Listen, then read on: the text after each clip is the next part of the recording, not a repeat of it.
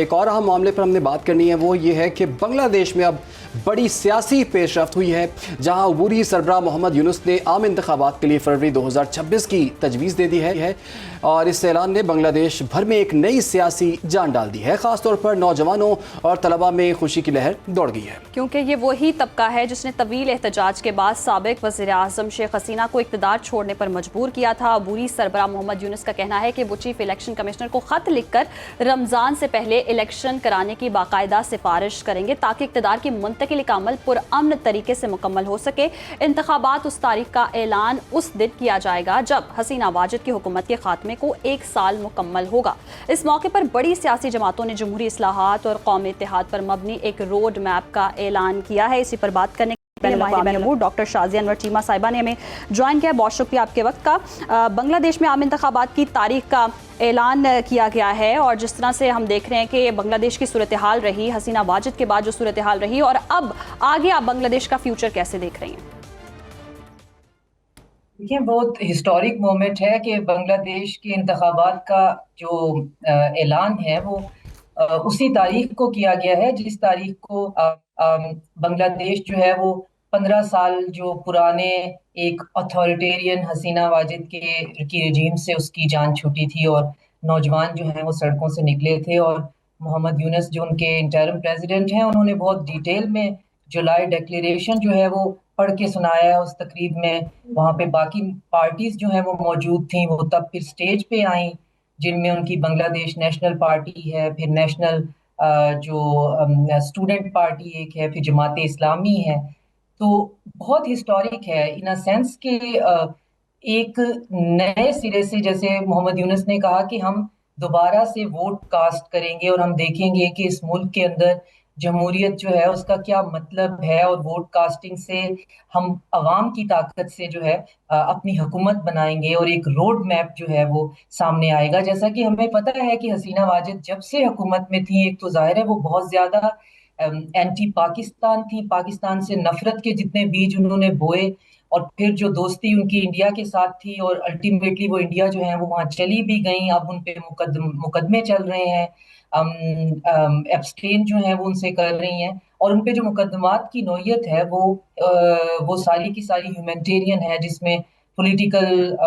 دوسری political parties کے workers کو غائب کر دینا، جو میس کلنگ ہے، ہیومینٹیرین پرابلمز ہیں، اور ساتھ میں باقی تمام اپوزیشن کو کم از کم 15 سال تک کسی جمہوری پروسیس میں حصہ نہ لینے دینا۔ اور پھر سب سے بڑا جو کرائم جو محمد یونس نے کل کی تقریب میں جو ہے الیکشن کو اناؤنس کرتے ہوئے بتایا ہے، وہ یہ ہے کہ بنگلہ دیش کو آئسولیٹ کر دینا، بالکل ویسے ہی جیسے انڈیا نے خود کو کر دیا ہوا ہے۔ صرف انڈیا اور بنگلہ دیش جو ہے وہ آپس میں، جس کا ان کو کوئی فائدہ بھی نہیں ہوا ہے۔ اچھا ڈاکٹر صاحبہ یہ بھی بتائیے گا، جیسے کہ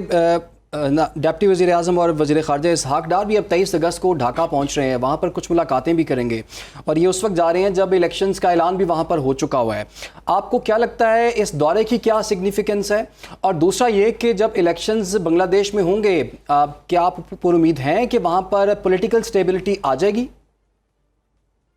دیکھیں، پولیٹیکل سٹیبلٹی تو جو انٹرم گورنمنٹ ہے وہی لے آئی ہے۔ آپ دیکھ رہے ہیں کہ ان کے پاس عوامی مینڈیٹ بھی ہے اور سپورٹ بھی ہے، ایون انٹرم گورنمنٹ کے پاس ہے۔ باقی جو حسینہ واجد کی عوامی لیگ ہے، اس پر تو کرمنل چارجز ہیں، وہ الیکشن میں پارٹیسپیٹ نہیں کریں گے، انکلوڈڈ حسینہ واجد ہر سیلف۔ باقی جو 3 پارٹیز ہیں جن کا میں نے آپ کو بتایا ہے، وہ انٹرم گورنمنٹ کے بالکل ساتھ کھڑی ہوئی ہیں، اور وہی اس پولیٹیکل پروسیس میں حصہ لیں گی، اور وہ سٹیبلٹی جو انٹرم گورنمنٹ لے کے آئی ہے، آف کورس وہ اس کو کیری فارورڈ کریں گی، اور ہم اسی چیز کے بارے میں جو ہے ہوپ فل ہیں اور آپٹیمسٹک ہیں کہ ایسا ہی ہوگا۔ جہاں تک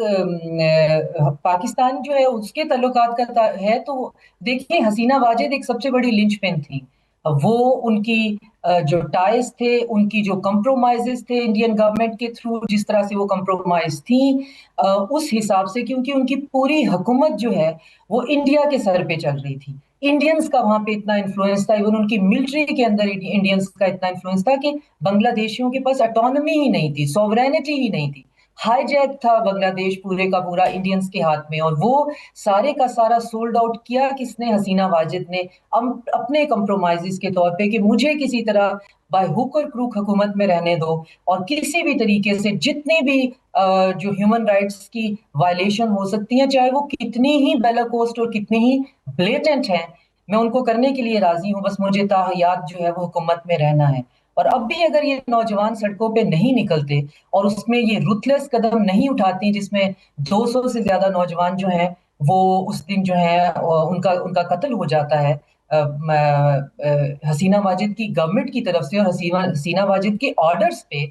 तो ये सिलसिला और लंबा चलना था। लेकिन हमारे लिए ये बहुत ज्यादा खुशाइंद बात है, और इसहाक डार का ये विजिट भी जो है इस बात को मार्क करेगा कि पाकिस्तान चूंकि एब्सोल्यूट सिक्योरिटी पे यकीन नहीं रखता, इंडिविजिबल सिक्योरिटी पे यकीन रखता है। हमें यकीन है कि हमारी सिक्योरिटी का मतलब है कि हमारे पड़ोस में, हमारे रीजन में सिक्योरिटी यकीनन शाहज़ सरवा और पाकिस्तान के लिए भी बहुत बेहतर होगा और पाकिस्तान का किरदार भी बढ़ेगा। और रजीम चेंज के बाद हम देख रहे हैं कि भारतीय असर रसूख भी कम हुआ है। और अभी की सूरत हाल के मुताबिक आपको क्या लगता है अगली हुकूमत किसकी हो सकती है? वहाँ क्या सिनेरियो हो सकता है? कौन महाज संभाल सकता है?